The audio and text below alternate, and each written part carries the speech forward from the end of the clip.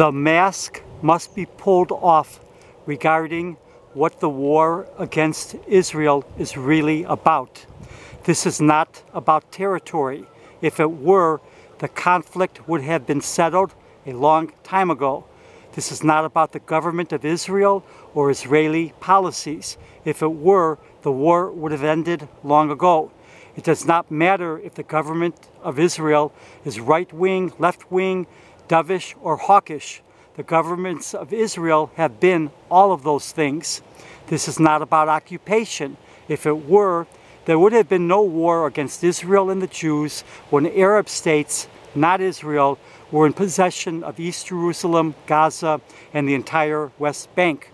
This is not about freedom. If it were, before the walls and barriers were constructed, Hamas and Islamic Jihad sent wave after wave of suicide bombers into Israel to blow up buses, supermarkets, and civilians wherever they gathered. Even though there is a blockade on the Egyptian side of Gaza, there will be no terrorism taken, no rockets shot, no civilians deliberately attacked and murdered, because the Egyptians are not Jews. The war to destroy Israel is not about land, occupation, territory, freedom, or a Palestinian Arab state. The war is driven by hatred of Jews. That alone has kept this conflict from being resolved. Unless that truth is finally faced, there will be no end to this conflict. We live in a vicious, cruel world. There are periods of kindness, but they are intermittent, and then cruelty returns with a bloody vengeance. The majority population in Israel are Jews, most having originated from the Middle East and North Africa.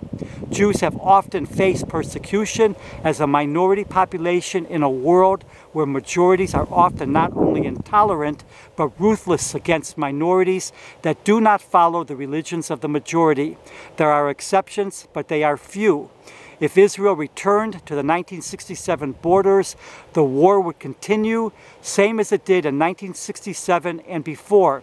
If Israel surrendered all of its land and sovereignty in exchange for a city-state that was no more than the city of Tel Aviv, the war would continue because in the eyes of the enemies of Israel, the Jews that they despise, demonize, and denigrate can have no country or land whatsoever. To the enemies of Israel, the Jew must be exterminated or at best be treated as a downtrodden, subservient population with few, if any, rights. The enemies of Israel celebrate and actively pursue the killing of Jews, including the deliberate targeting of Israeli civilians. It brings them joy as they actively seek slaughtering babies, children, the old, the disabled, the defenseless, any human being, as long as they are Jewish.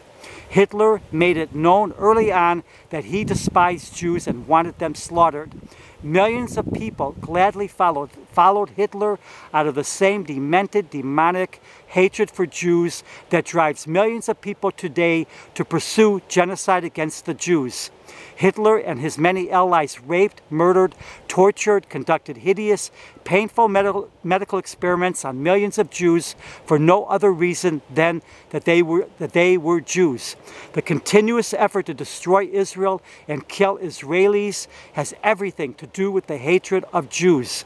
Hitler wrote and spoke openly about his hatred for Jews and the genocide he wished upon them. The enemies of Israel speak and write openly about their hatred for Jews and Israel.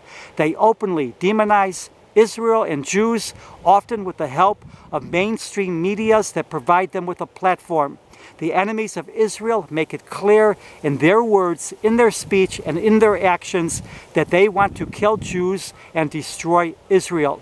Humanity faces serious threats to its existence, including from nuclear weapons and the continued destruction of the environment. There is extreme mass poverty in the world. There are untold numbers of people living under severe repression from political and religious dictatorships. None of this matters for the demonize and kill the Jew crowd. Hitler did not care about a destroyed Europe and the millions of lives taken as long as he could kill Jews. The Kill the Jew crowd could care less if the world collapses as long as the war against the Jew is pursued.